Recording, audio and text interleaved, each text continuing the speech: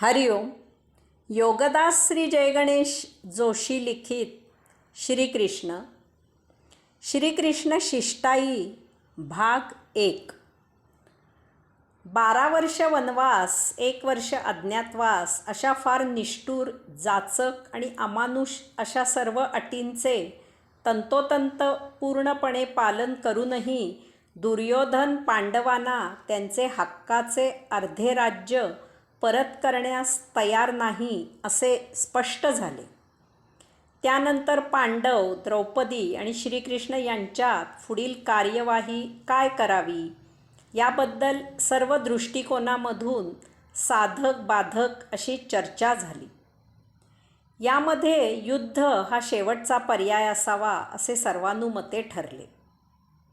या चर्चेचा शेवट सर्वांच्या अनुमतीने अर्जुनाने केला. तो म्हणाला, श्रीकृष्णा, तू कुरुवंशाचा सर्वोत्तम मित्र, हितचिंतक आणि संबंधीही आहेस. कुरुवंशाचे कल्याण होईल असे करणे तुझे कर्तव्य आहे. या दृष्टीने तू कौरव आणि पांडव यांच्यामध्ये सलोखा घडवून आणावा. यासाठी तू आमचा मूर्ख बंधू दुर्योधन याच्याशी शांततापूर्ण बोलणी करावी. तुझा धर्मयुक्त मांगल्याचा आणि हिताचा उपदेश त्याने मानला तर उत्तमच, परंतु तसे न झाल्यास त्या दुर्योधनाच्या दैवात जसे असेल तसे घडेल. अर्जुनाच्या प्रस्तावाला अनुमती देऊन श्रीकृष्ण हस्तिनापुराला जाण्याची तयारी करण्यासाठी तेथून बाहेर पडला. त्याने सर्वप्रथम सात्यकीला सांगितले की हस्तिनापुराला जाण्यासाठी शंख, गदा, चक्र, भाते, शक्ती इत्यादी सर्व आयुधे यांनी सज्ज असे सैन्य तयार करावे. रथांची सज्जता करावी. आपण शत्रूच्या गोटात जात आहोत. दुर्योधन, शकुनी, दुःशासन आणि कर्ण यांचा काहीही भरवसा नाही. आपण कधीही शत्रूला कमी लेखू नये, नेहमी सावध असावे. श्रीकृष्णाला युद्धखोर ठरविणाऱ्यांनी आणि महाभारतातील घोर नरसंहाराला तसेच त्यावेळी झालेल्या सर्व प्रकारच्या विध्वंसाला श्रीकृष्ण जबाबदार आहे असा कांगावा करणाऱ्यांनी हे आवर्जून लक्षात घ्यावे. कौरव आणि पांडव यांच्यामध्ये युद्ध होऊ नये, त्यांच्यात सलोखा व्हावा म्हणून शिष्टाई करण्यासाठी, त्या दृष्टीने प्रयत्न करण्यासाठी श्रीकृष्ण हस्तिनापुराला प्रस्थान ठेवत आहे.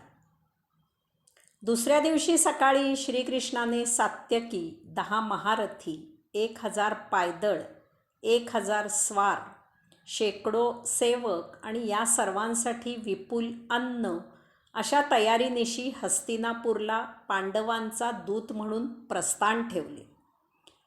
त्यावेळी पांडव आणि द्रौपदी यांनी श्रीकृष्णाजवळ माता कुंतीसाठी क्षेमकुशल असल्याचा निरोप दिला.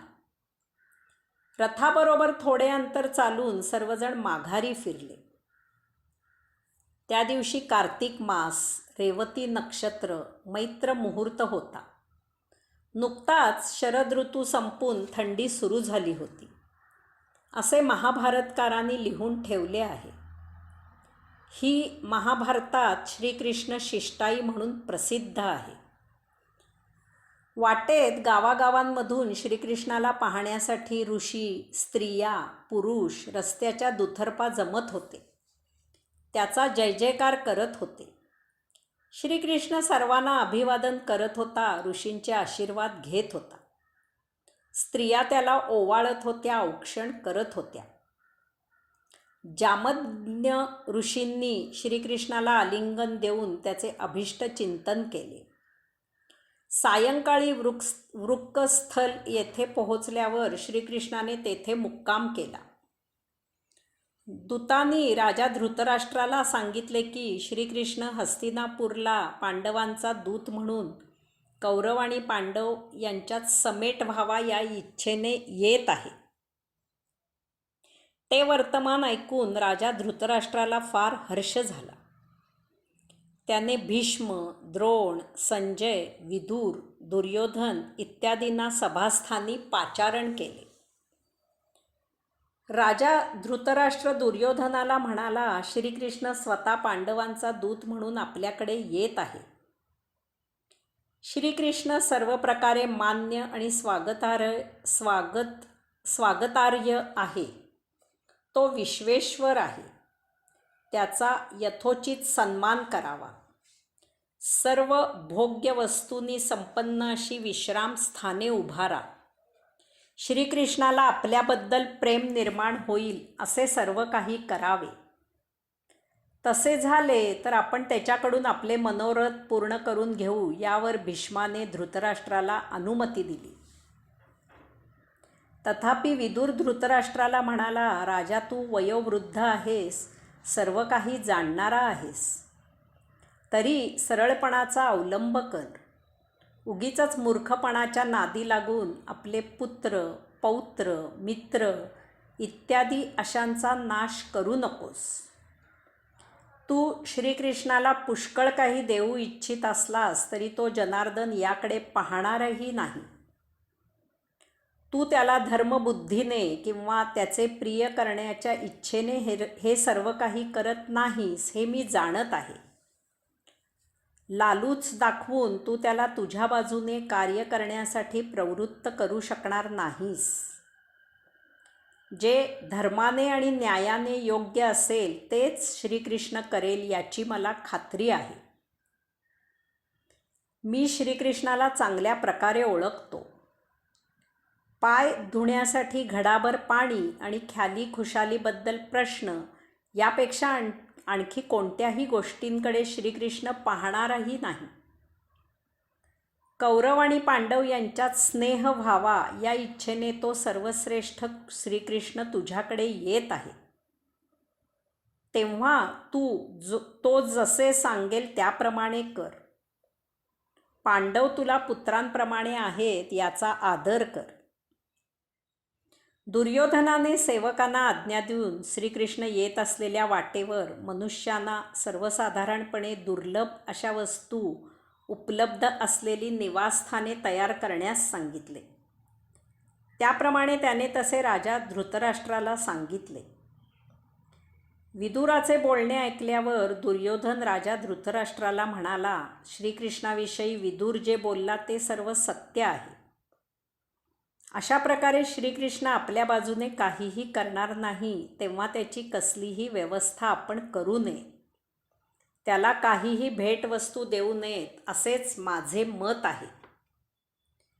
तथापि पितामह भीष्माने यावर भाष्य केले की श्रीकृष्णाने जे कार्य आरंभिले आहे ते पूर्ण केल्याशिवाय तो राहणार नाही.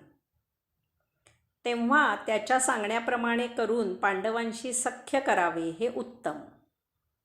तेच धर्माला आणि न्यायाला अनुसरून आहे.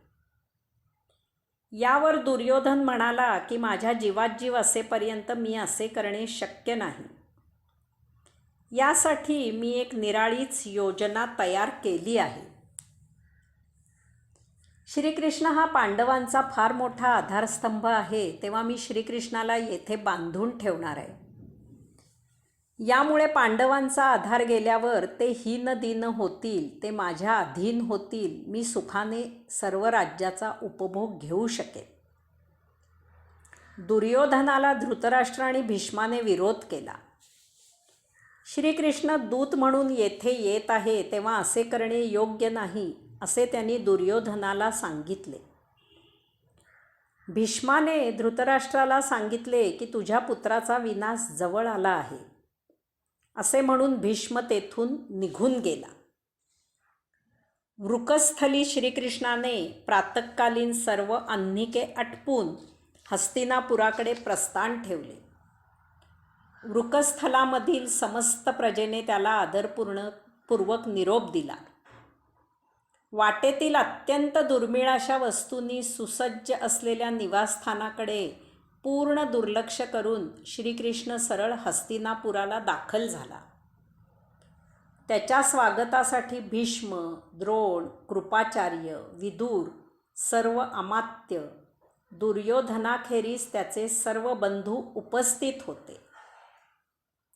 त्यांच्या स्वागताचा यथोचित स्वीकार करून श्रीकृष्णाने नगरात प्रवेश केला.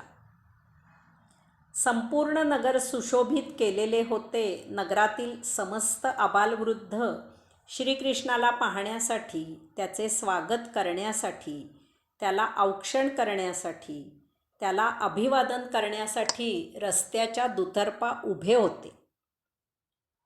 श्रीकृष्णाने सर्वांना सस्मित अभिवादन करून सर्वांच्या या प्रेमळ स्वागताचा स्वीकार केला आणि त्याने धृतराष्ट्राच्या राजवाड्यात प्रवेश केला. श्रीकृष्णाने धृतराष्ट्राच्या महाली प्रवेश केल्यावर धृतराष्ट्र, भीष्म, द्रोण, कृपाचार्य सर्व अमात्य उठून उभे राहिले आणि त्या सर्वांनी श्रीकृष्णाचे स्वागत केले. श्रीकृष्णाला धृतराष्ट्राने आसन ग्रहण करायला सांगितल्यावर श्रीकृष्ण तेथील उच्च अशा सुवर्णासनावर बसला. श्रीकृष्ण तेथे उपस्थित असलेल्यांजवळ थट्टा विनोद करत होता. त्यानंतर श्रीकृष्णाचे पारंपरिक पद्धतीने पूजन अर्चन करून स्वागत करण्यात आले. श्रीकृष्णाने सर्वप्रथम धृतराष्ट्राचे क्षेमकुशल विचारले. त्यानंतर त्याने पितामह भीष्म, द्रोण, कृपाचार्य आणि तेथे असलेल्या सर्वांची आदराने, आपुलकीने, अगत्याने विचारपूस केली. त्या सर्वांनीही पांडवांचे कुशल विचारले. अशा प्रकारे हस्तिनापुरी आगमनानंतर भेटीगाठी, क्षेमकुशल विचारपूस केल्यावर श्रीकृष्ण विदुरा घरी गेला. हरिओम.